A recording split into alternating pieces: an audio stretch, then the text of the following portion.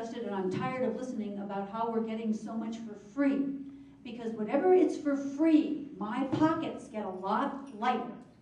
I would like to know how in heaven's name the Congress could pass a bill that is supposed to reduce the cost of health care when it's bringing millions of people onto the rolls at a time when we have a doctor shortage.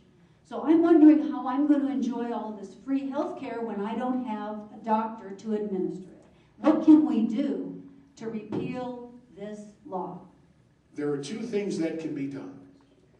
First, as you suggest, Joy, is a full frontal attack and utilizing legislation specifically to repeal it. My old congressional colleague, Jim DeMint, now the junior senator from South Carolina, has introduced the Repeal Act.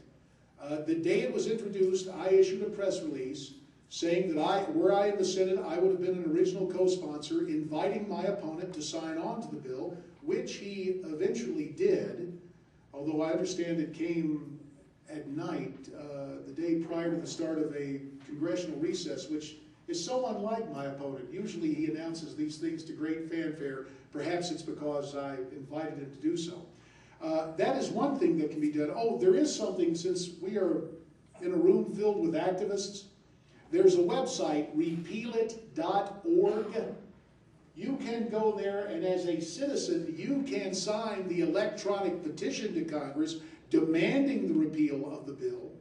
There's a petition for citizens. For candidates and office holders, there is a pledge. I signed the pledge. As you know, my opponent is not in the habit of signing pledges, given his curious alterations of positions. Now, I believe he has maybe two guys in here videotaping this, but maybe this will invite him, after he carefully reviews this tape and he and his staff look for all sorts of little nitpicking mistakes here or irregular facial expressions, maybe he will actually sign the pledge. Let's just take a poll in here. Would you like to see our senior senator sign the pledge to repeal Obamacare? Let the record know about every hand went up and you heard the applause. And it's tough to raise your hand and applaud at the same time, but you got it done. Now, there's something else that can be done. And that's in the nuts and bolts of this. Remember, Congress has the power of the purse. So, a lot of this has yet to be enacted. There are like 1,000-some rules that Kathleen Sebelius, as Secretary of Health and Human Services, has the statutory power to determine. But if you defund it, they can't do it. So piece by piece, a two-track approach of frontal assault, and then the appropriations process, just offering amendments and fighting on the floor to defund it. Okay? But there's something else you should know. Acknowledging that hindsight is 20/20, and since John bragged so much on the floor of or actually in the debates the other night, that he led the fight against Obamacare, well, it's true the leadership gave him a chance to go down to the floor and offer a lot of poll-driven statements, things that you and I agreed with. But John and every other senator that opposed the bill failed to understand one key thing they could have done. When Harry Reid, as majority leader, brought that bill forward, and whomever was presiding as President Pro Tem ordered the clerk to read the bill, and the clerk read the title of the bill, at that point when Harry asked, "Mr. President, I ask unanimous consent the bill be considered as read and open for debate," if you had had a Senator Hayworth, I would have stood and uttered these 4 words: "Mr. President, I object." And under the rules, even with the Democrats invoking cloture, having 60 votes at the time, under the rules, the clerk would have started to read the bill.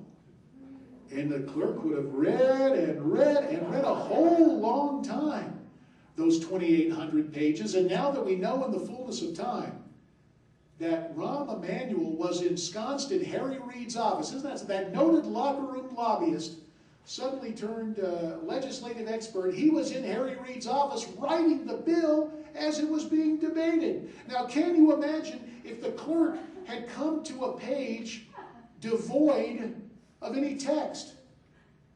Section 233, blank. And even though the networks are in love with Mr. Obama, C-SPAN 2 offers gavel-to-gavel coverage. They would have had no choice but to cover it. And we could have defeated this bill going in instead of now having to talk about repeal. But you know what happens? Our guys get there, and I can hear it just in my mind's, with my mind's ear, if I can use that phrase. Our guys in the Senate Republican Conference, the reasoning went something like this. Well, they got the votes, and it is Christmas time, and we all want to go home, so let's just go ahead with it.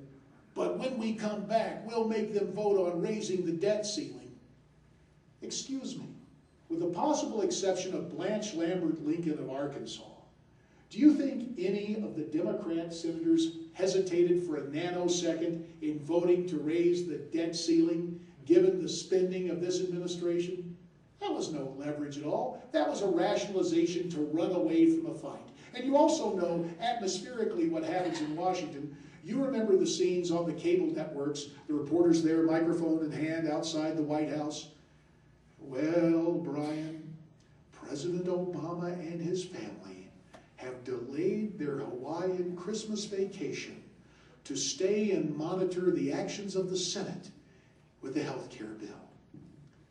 Had you had a Senator Hayworth, the Obama family would have discovered the wonders of Christmas at 1600 Pennsylvania Avenue, and the United States Senate would have been in session. We would have fought this bill, and we would have defeated it then, because there are things worth fighting for.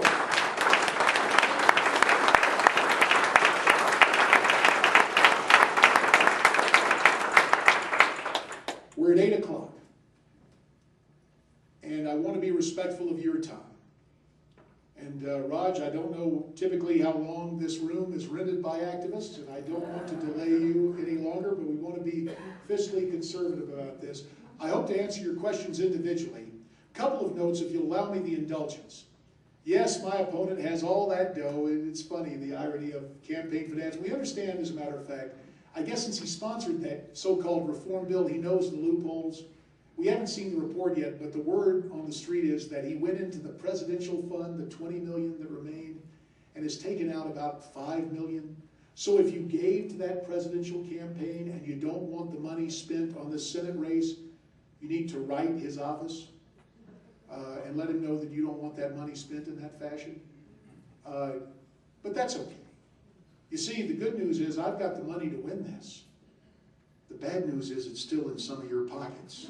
So we've got envelopes back there. The website is jdforsenate.com. And mindful of the fact that my opponent always talks about bipartisanship, which of course these days means conservatives and Republicans caving in to what the Democrats and the left and their cheerleaders in the Washington press corps want to see happen. I'm going to give you a story that, honest to goodness, is bipartisan. Remember Tim O'Neill? We talked about him earlier tonight. Democrat Speaker of the House when Ronald Reagan was president. Tim, before he was called to his reward, wrote a book entitled All Politics is Local. And in it, he recounted his first run for public office. And you know, like when you go to the movies and you see the preview and they say, based on a true story? Give me a little dramatic license with this, but there's a broader point to me. The way I recount the story, and I believe I'm right about this, Tip's first run for public office was for the Massachusetts State House. And I believe he was still at home with his folks. He and Millie had not married and set up their own household yet. Anyway, every day Tip would come out of the house and he would see a neighbor across the street. A lady he had known growing up, and I cannot remember her name specifically, but since that was Boston, and since this is my version of the story, we'll call her Mrs. McGillicuddy. So every day Tim would come out of the house and he'd look across the street and he'd see his neighbor.